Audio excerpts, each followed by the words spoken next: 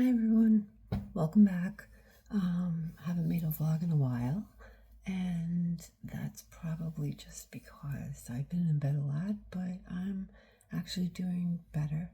I'm healing from the sepsis and being back from the hospital, which is great. And now I just got up to take some of my normal vitals. I'm just looking around to see what I have in here. I'll just actually do my pulsometer, whatever you call it, and do my inhaler. And then I just need to check because I have a lot of appointments that I just got reminded of through my patient portal, and I want to make sure I wrote them on my calendar. That beep is the taking the oxygen, but I want to make sure I have them on my calendar so I can tell my husband tomorrow, and then I'm going to go rest a little bit, and I'm hoping there probably won't be much more tonight, but tomorrow I'm hoping to get to the store. I really want to get out. Wait. Okay, not bad. I don't know if you can see that. Not bad at all. 97 oxygen, 98 heart rate. So not bad at all, because the whole time I was really, really sick, and when I had the sepsis and in the hospital, I couldn't get my oxygen level above like 93. And my heart rate would be really elevated, but I'll take it. Not so bad. So that's a good thing. I'm gonna get that in there. I'm gonna do my inhaler. I know my last vlog I was gonna tell you the name of my inhaler that I do twice a day. I do in the morning and then I do in the evening, and it's a really weird one. I've never had this one before. It seems to be a new name, at least to me. I don't know if it's new on the market, but it's new to me. And when you do it, you have to rinse your mouth out afterwards, just in case it lingers. It's just something else, but it's called Brez Tree. This is what it looks like. So I'm going to do that now, and then I'm going to check the calendar with you guys and let you know what my appointments are. See how many of them I have. Okay, so easy. Everybody does this. Okay.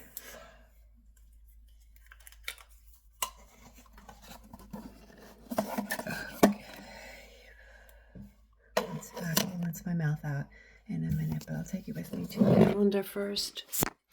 And let's go see what my appointments are. Say hi, Emmy. Say hi. Say hi. That's Emmy, one of the few cats. This cat, oh my gosh, this is my support cat. This is Mateo. If you can see by his eyes, they are beautifully the blue color. Love it, but it's not blue because he has blue eyes. It's blue because he's blind, so he's got like a film over his eyes which make it blue. But he is literally my support animal, at least in the house. He is, and love him to death among my other animals. I'm a big animal person. Anyway, I got off the subject, which is not unlike me, as you will be able to tell. So calendar is up here, if you can see that. And then, because it's never enough, then we have a whiteboard up there. So in case that calendar doesn't help,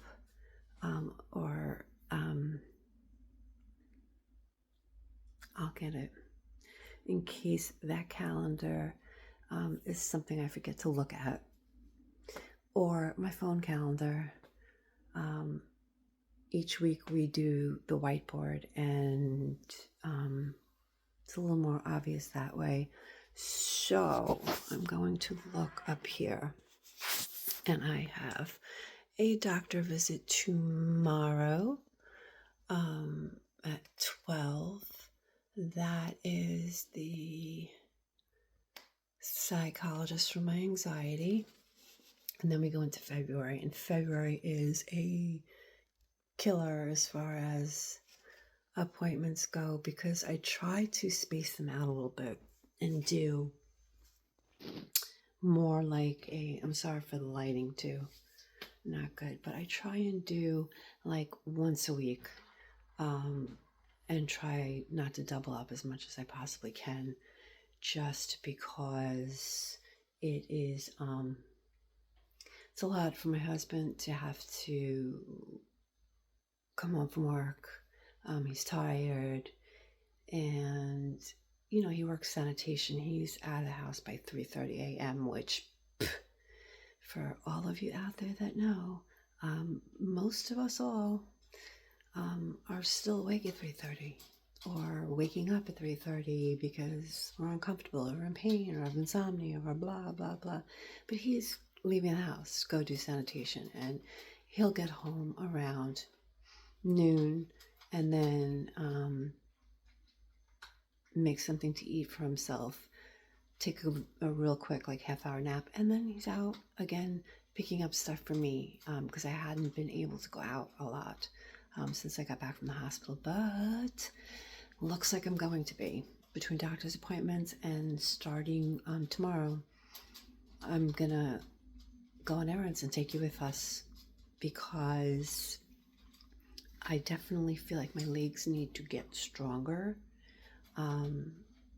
which is the only way the body's going to get strong. So anyway, the light is bad. I'm so sorry for that. But so tomorrow I have the psychologist. February 4th, I have the GI doctor, which is to schedule my yearly endoscopy and colonoscopy, which I get yearly because I always have polyps. They're always, not always, but sometimes they are suspicious and precancerous, so that's important. And I also need to speak with him more about the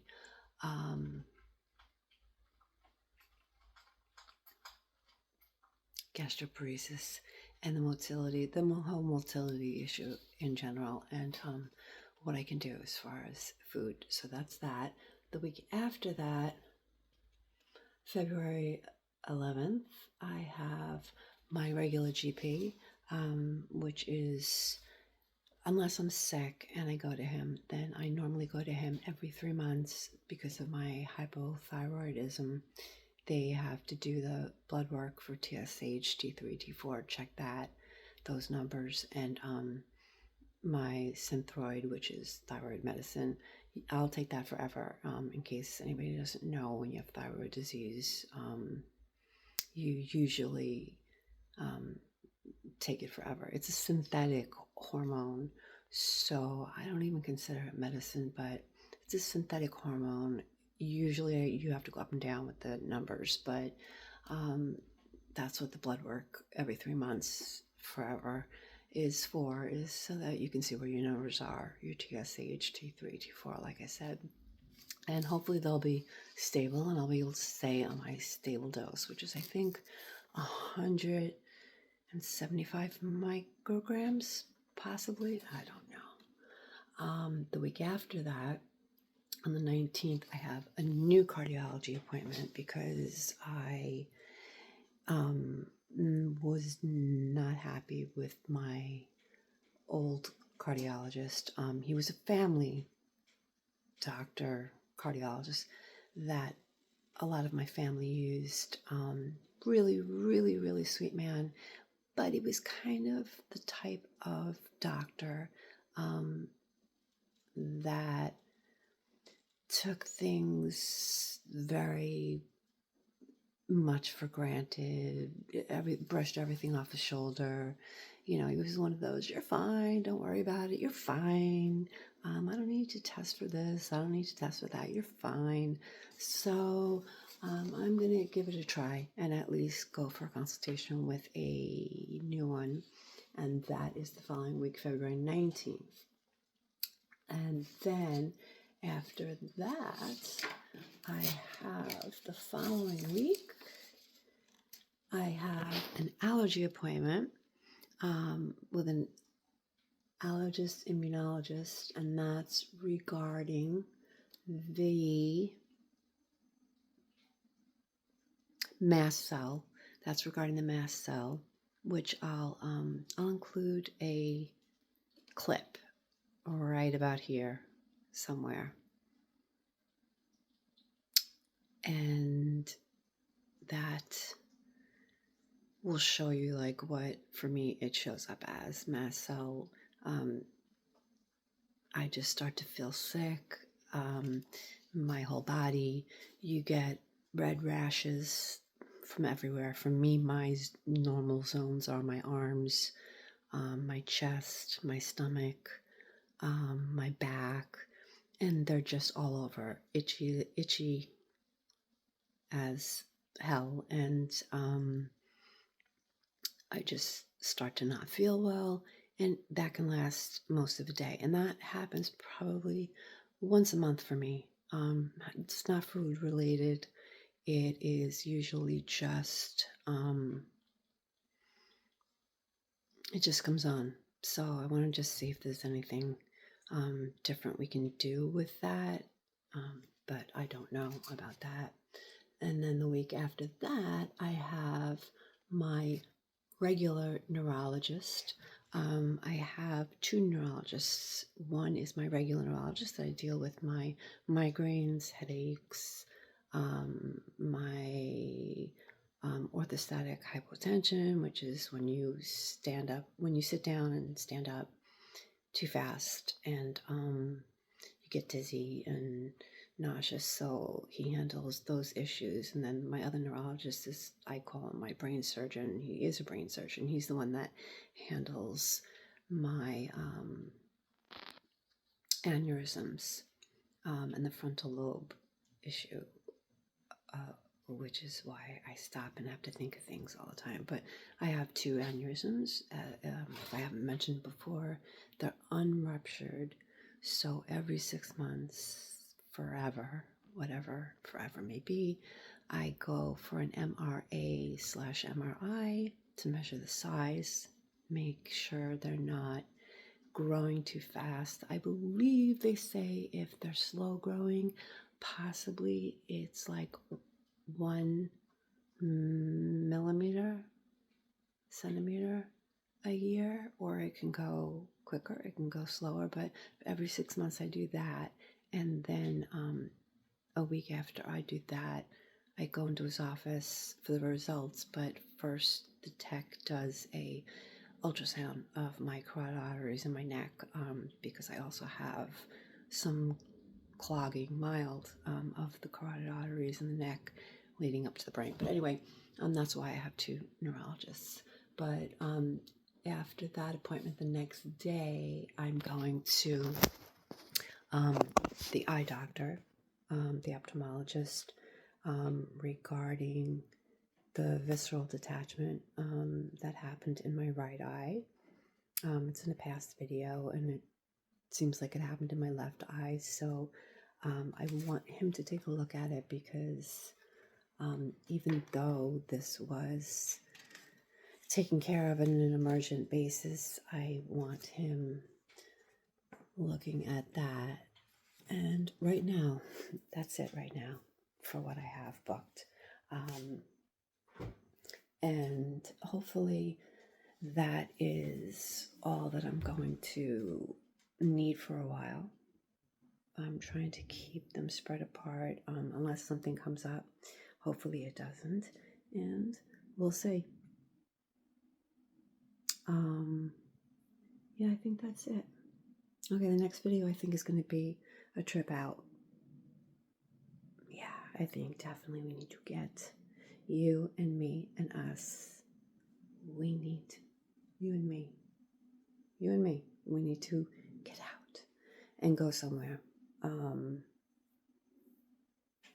I literally have not been to a store as simple as a drugstore, or I want to go to Trader Joe's. I want to go to, I have a lot of stuff I want to do, but so we'll do that along with the doctor appointments. But anyway, I'm going to put that clip in after I say goodbye to you that I had promised of what the mast cell looks like on one part of my body, just so you can see what that does look like for some people. For me, that's what it looks like. And that's it. If you like this video, if you want to follow along on my journey with my doctor visits, with some procedures that I'm going to be having done, with some trips, and by trips I mean to the supermarket. We're not going to Hawaii, let's be real, people. I know you, I know. You want to go, don't you? Me too. Okay, but it's not happening. So when I say trips, it's gonna have to mean like Trader Joe's or Walmart or CVS or a bookstore or a restaurant, maybe. That would be really nice. That's always hard to maneuver with eating, but we'll do it. We're gonna do it. Okay? So if you'd like to join along and follow, I would love, love, love for you to hit the like button. Please, it's really important to subscribe. I would love it. Leave any comments you have down below. I will do the best always to answer. And I'm going to insert the clip after this of just the picture, and I will see you next time.